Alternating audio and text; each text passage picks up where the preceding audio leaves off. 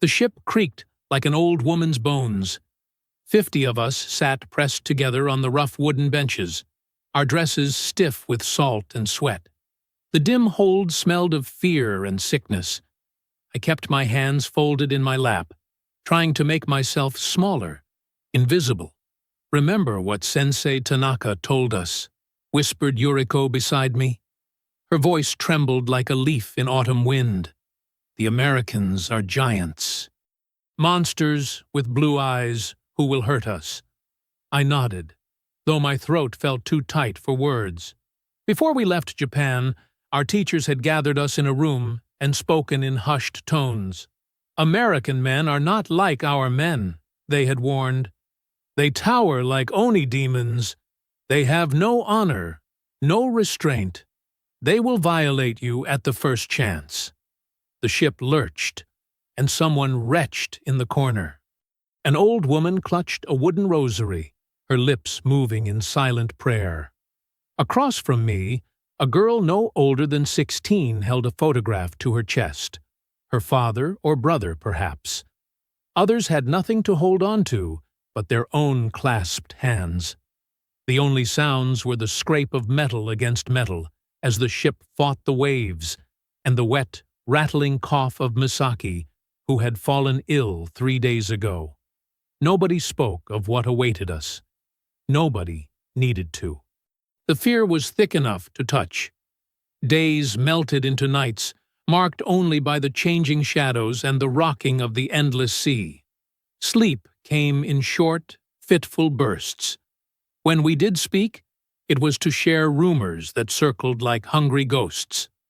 "I heard they starve their prisoners," came one whisper. "My cousin said they make you stand naked while they laugh," said another. "They will break us," said a woman with gray-streaked hair. "That is what they want." I pressed my back against the damp wood of the ship and swallowed hard. I would not break. No matter what horrors waited, I would keep my dignity. I would remember who I was. "Land!" someone called from above. The word passed through us like electricity. When they finally led us up into the sunlight, my legs trembled from disuse. The brightness stabbed my eyes after so many days in shadow. American soldiers stood on the dock, their bodies blocking the sun. They were enormous, broader across the shoulders than any men I had ever seen, their arms thick as young tree trunks. Their faces were hidden by the glare, making them seem faceless, inhuman. "Move!" barked a voice. We shuffled forward, heads bowed. They herded us onto trucks with open backs. I climbed up, feeling the wood rough against my palms. An American stood watching, his rifle slung across his chest. He was so tall that even standing on the truck bed, I had to look up to see his face. The engines roared to life, belching black smoke. Through gaps in the wooden sides, I could see flat land stretching away, dotted with buildings surrounded by fences. The camp, our prison.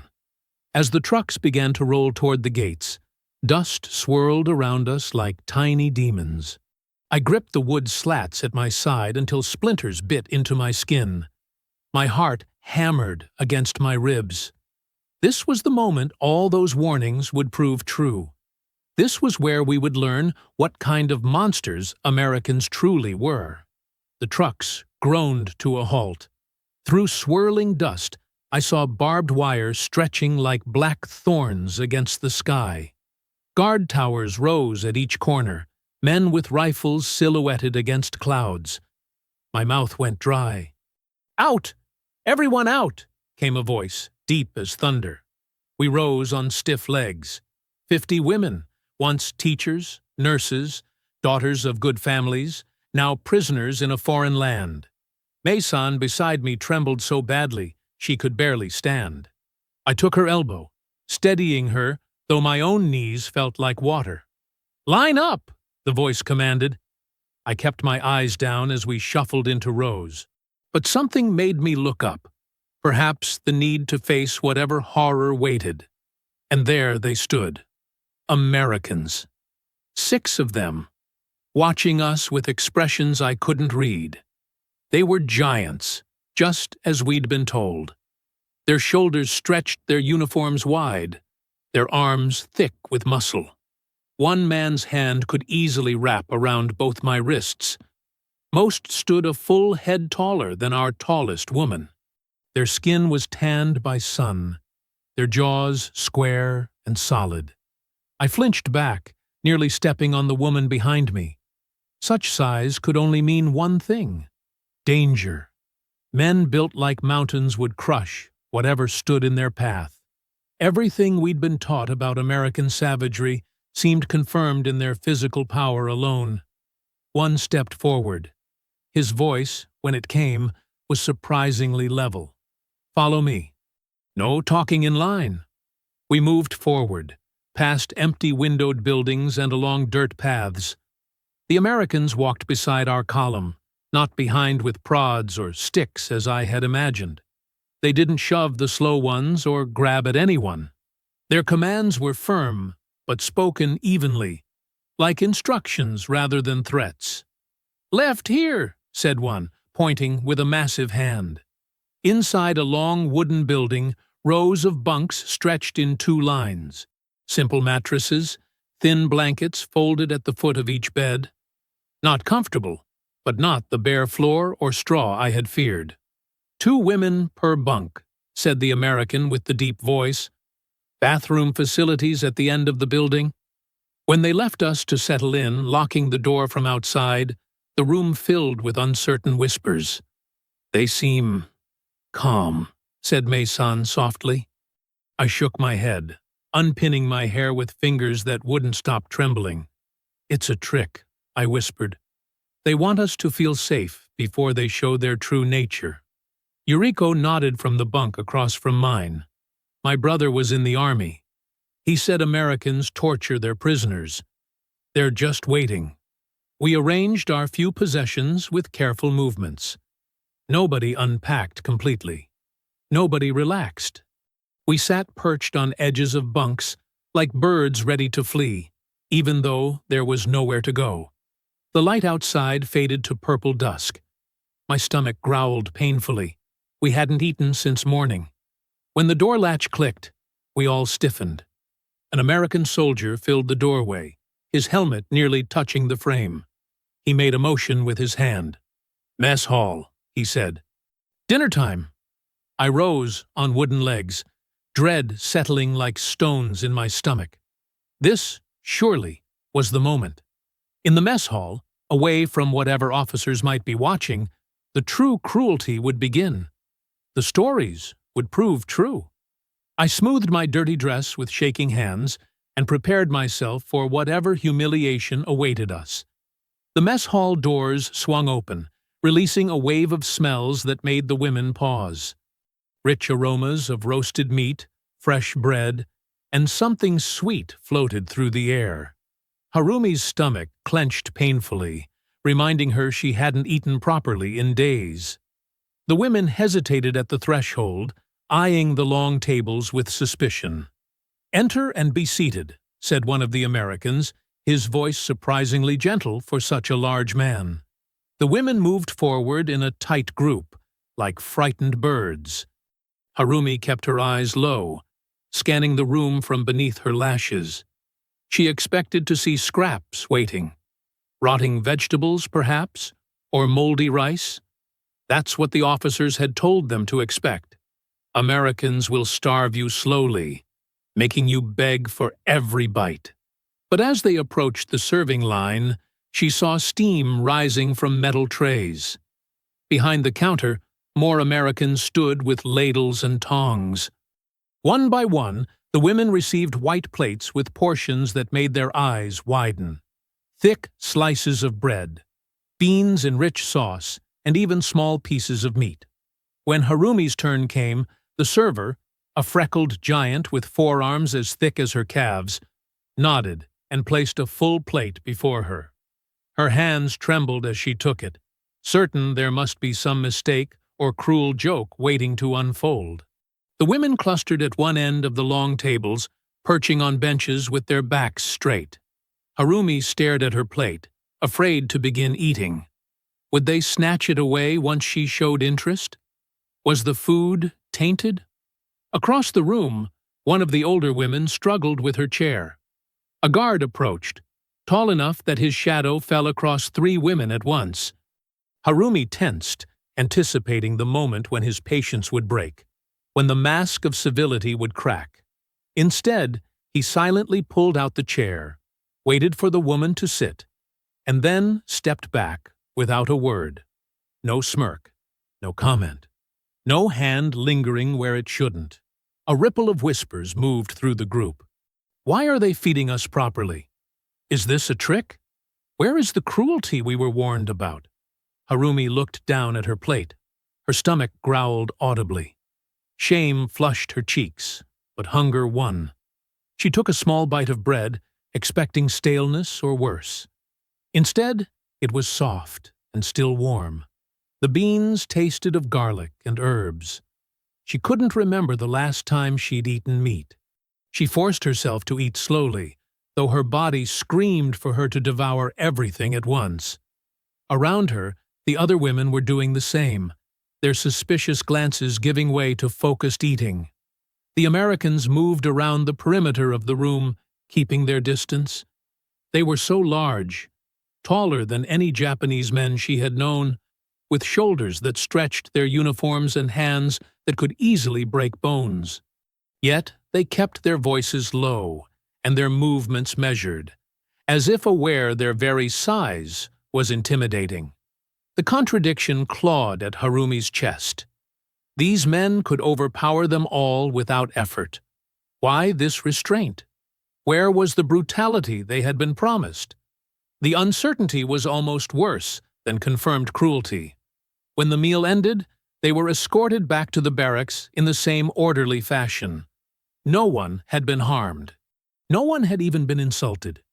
As darkness filled the room and women settled onto their bunks, Harumi lay rigid, staring at the ceiling.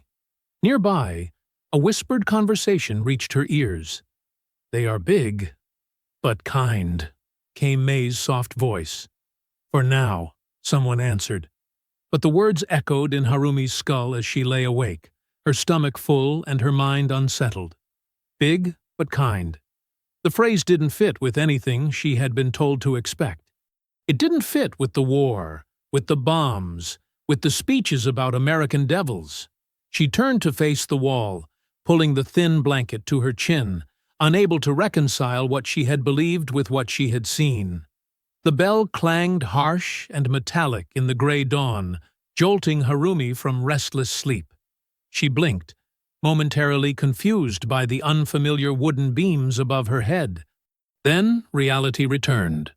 The camp, the Americans, the strange kindness that felt more unsettling than cruelty would have been. Women stirred on their bunks, pulling thin blankets around their shoulders. Frost had formed on the inside of the windows overnight, drawing delicate patterns that reminded Harumi of her mother's rice paper screens. She shivered as her feet touched the cold floor. "Line up outside," came the now familiar command. They filed out, shoulders hunched against the morning chill. Their breath puffed white in the air as they stood in neat rows.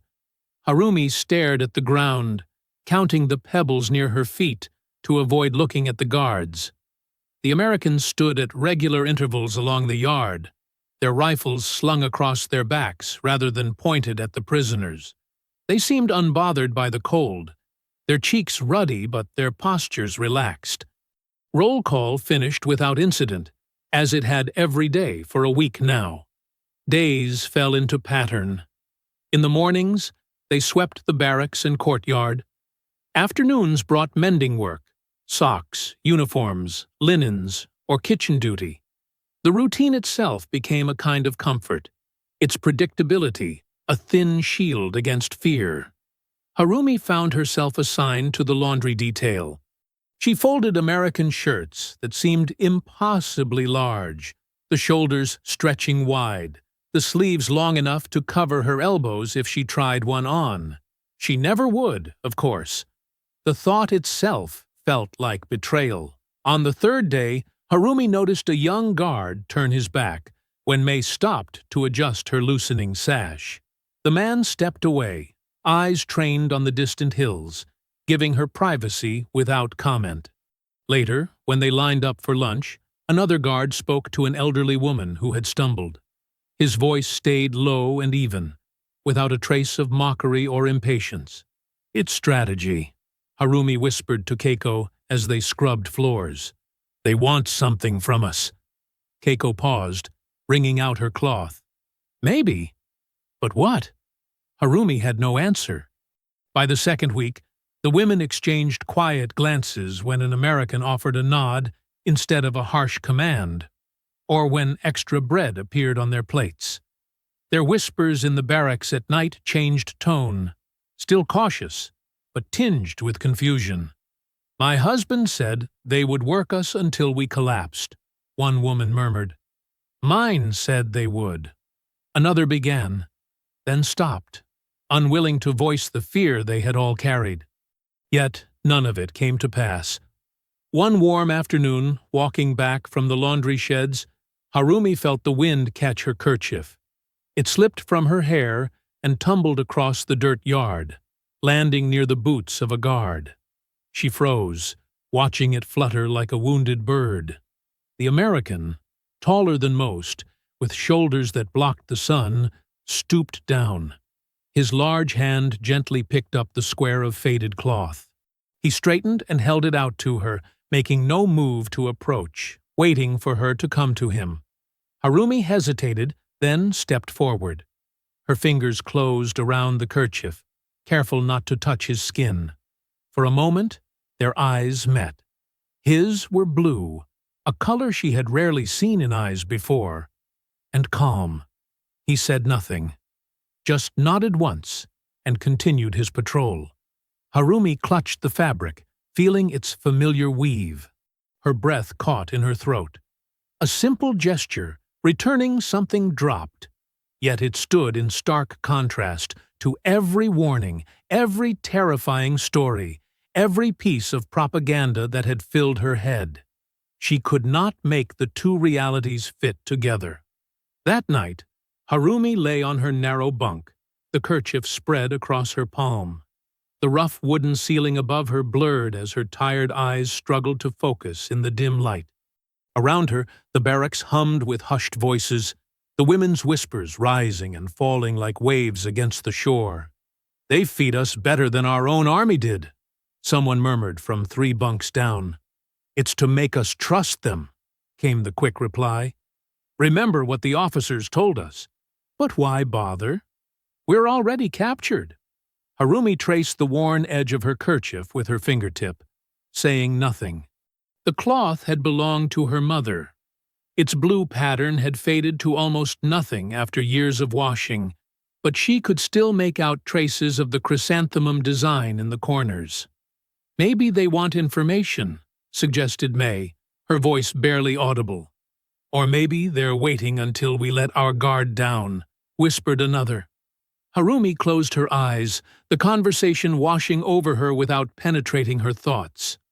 Her mind kept returning to that moment in the yard, the American guard stooping to retrieve her kerchief. How he had towered over her, his frame blocking out the sun.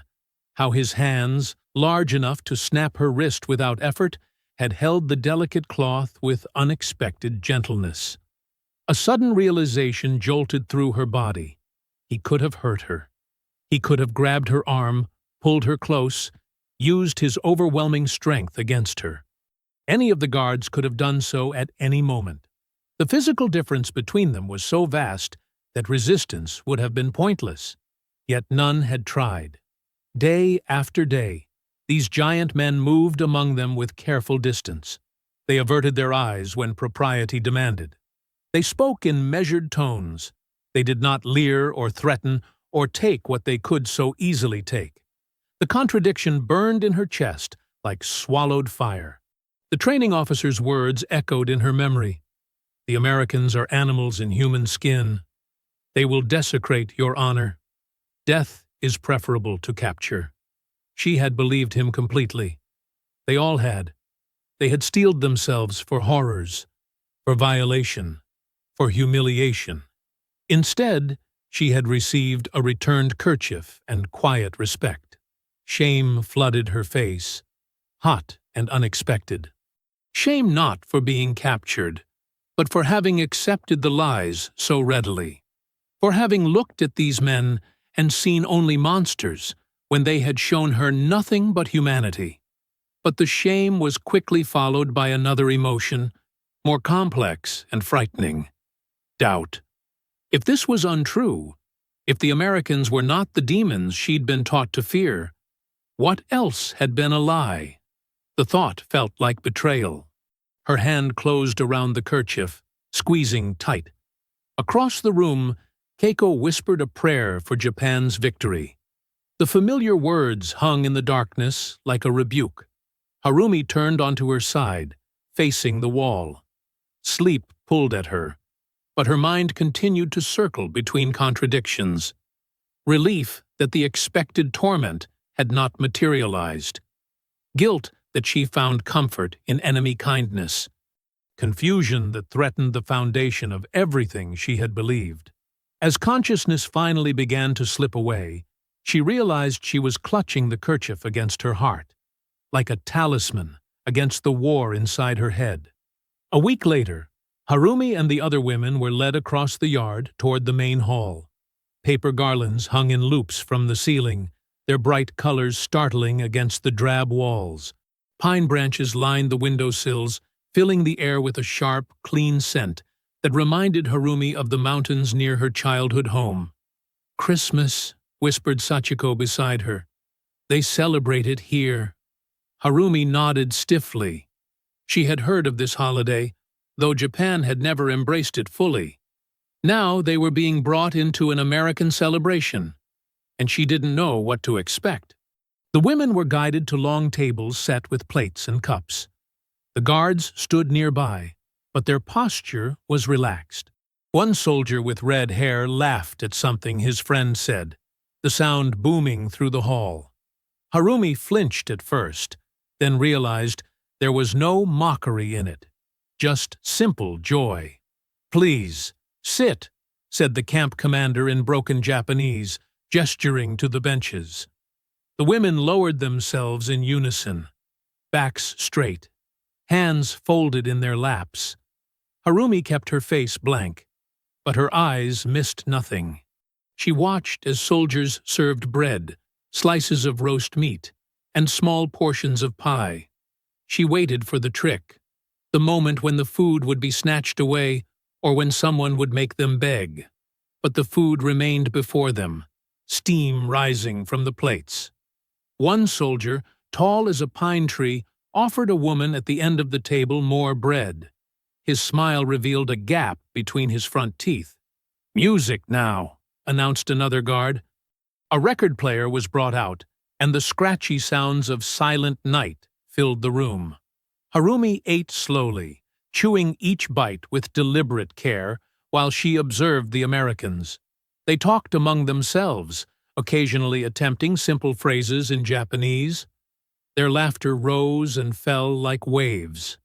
Some sang along with the music, their voices surprisingly gentle for such large men. No one leered. No one touched the women. No one demanded anything. A young soldier carrying a stack of extra cups stumbled, nearly dropping them. His friends teased him good-naturedly, and he laughed at himself. The sound was like a boy's, open and unguarded. Harumi's chest tightened. These were not the calculated actions of men plotting cruelty. This was something simpler and more devastating. Ordinary people sharing a holiday meal. When the gathering ended, the women were escorted back to their barracks. The night was cold and clear, stars scattered across the black sky like salt on dark cloth. In her bunk later, Harumi pulled her thin blanket to her chin. From somewhere beyond the barracks wall, voices raised in song drifted through the night air. American voices singing about peace and goodwill in the middle of a war that had torn the world apart.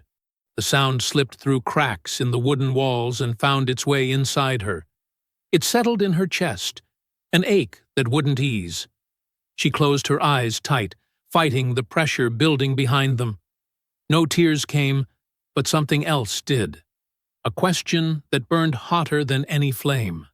If these men, these enemies, could show such simple decency, what did that mean about everything else she had been taught to believe? The carols continued, soft and distant, as Harumi lay awake in the darkness. 3 days after Christmas, the cold turned bitter. Frost coated the inside of the barrack windows each morning, and the women huddled together during roll call, shoulders touching for warmth. Harumi lay awake in her bunk, listening to the soft breathing of the other women. Sleep had become a distant friend these days. Her mind would not quiet, filled with questions that had no answers. The clock on the wall ticked past midnight. Her bladder ached. Finally, she slipped from beneath her thin blanket. The wooden floor was ice against her bare feet as she pulled on her shoes and wrapped her coat around her nightdress. She moved silently toward the door, careful not to wake the others. Outside, the night air bit at her cheeks. The moon hung low and full, turning the camp into a world of sharp shadows and silver light. Her breath made small clouds that disappeared into the darkness. The latrine was 50 steps away, a small building with a sloped roof. When she finished, Harumi stepped back into the night. She was in no hurry to return to her sleepless bunk. The cold was clean, at least. It cleared her head.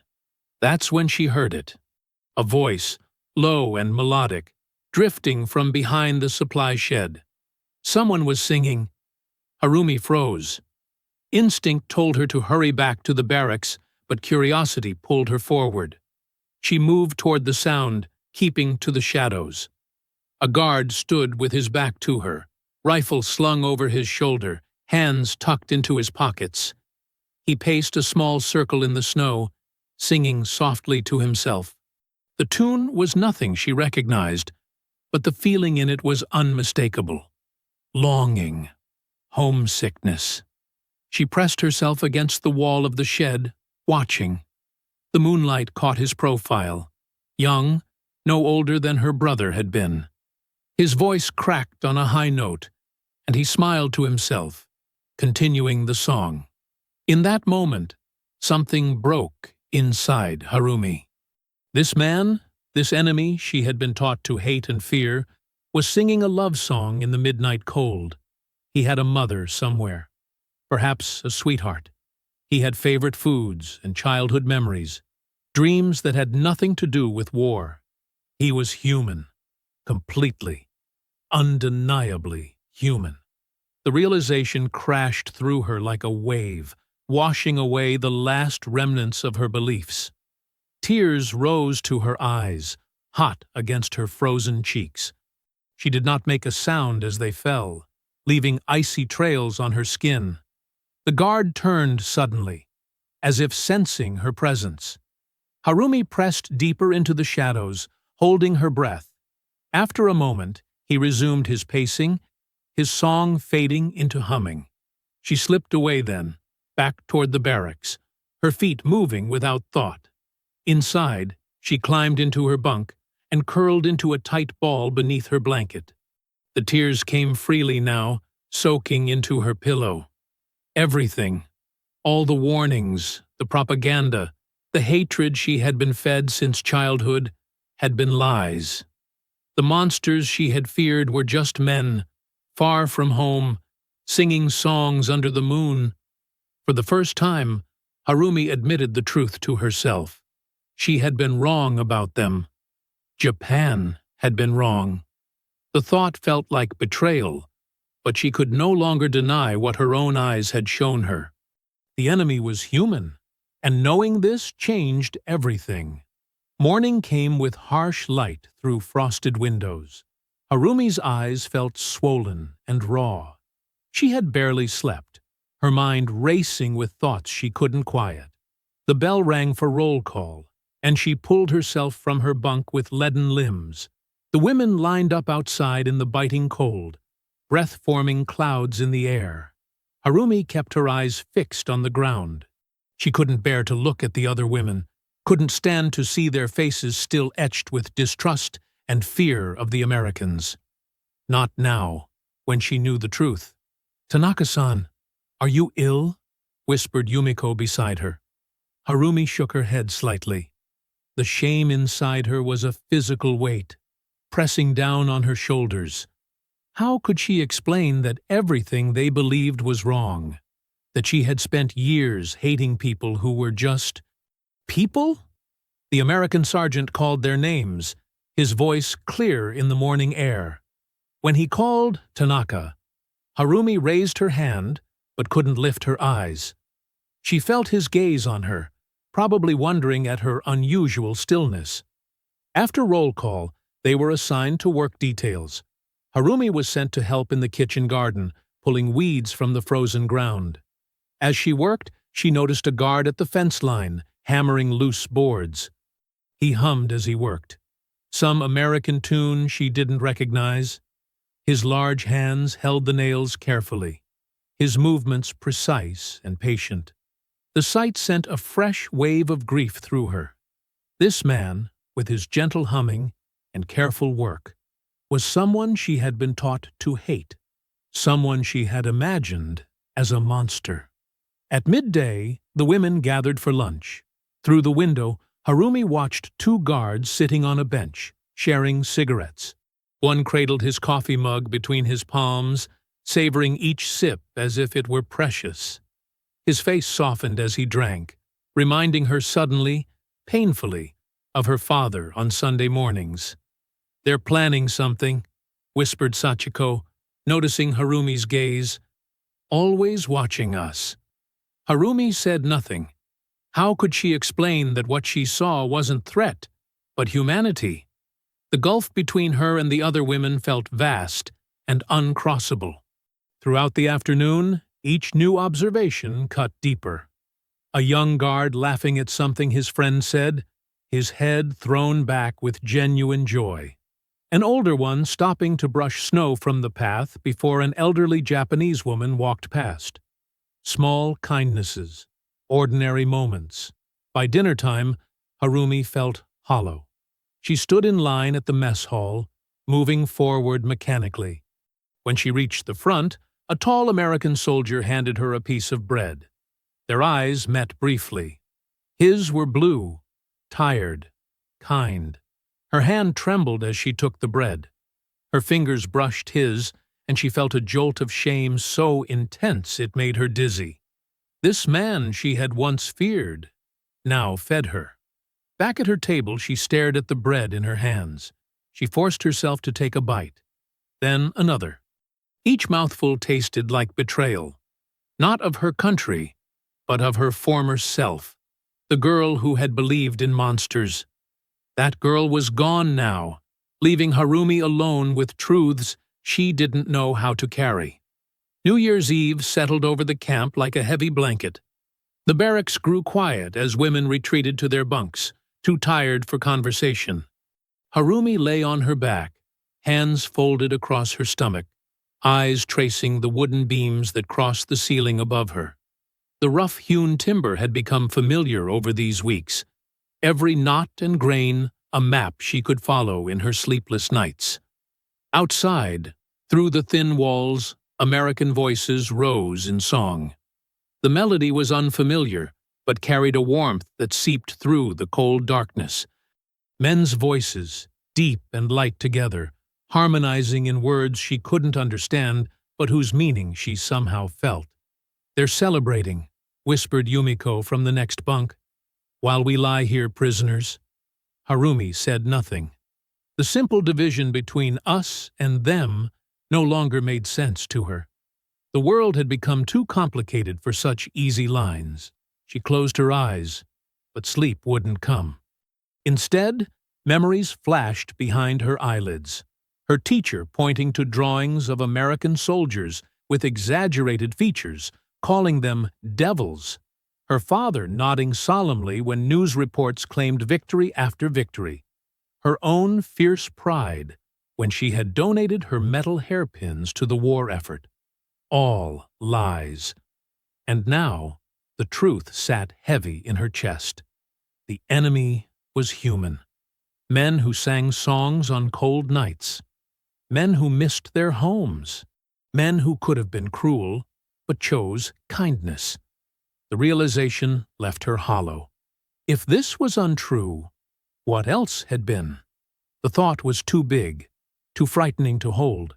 She felt like a building whose foundation had crumbled, leaving walls standing by habit alone. The singing outside grew louder, then softer. Harumi opened her eyes again, staring at the darkness. Grief washed over her, not just for the war or for Japan's defeat, but for the certainty she'd lost, for the simple world where she knew who to trust and who to fear. Yet beneath the grief lay something else, something fragile she was afraid to name. A sense that perhaps the world was larger than she'd been taught, that perhaps there was room in it for understanding beyond borders and uniforms. The feeling was too raw, too painful to embrace, but it flickered there nonetheless, like a distant star. From across the room came soft snores and the rustling of blankets. Women dreaming of homes they might never see again. Harumi remained awake, a witness to the dying year, and all it had taken from her. The singing outside faded to silence. Midnight must have passed. A new year had begun, though nothing felt new, only changed. Irrevocably changed. Harumi didn't know what tomorrow would bring.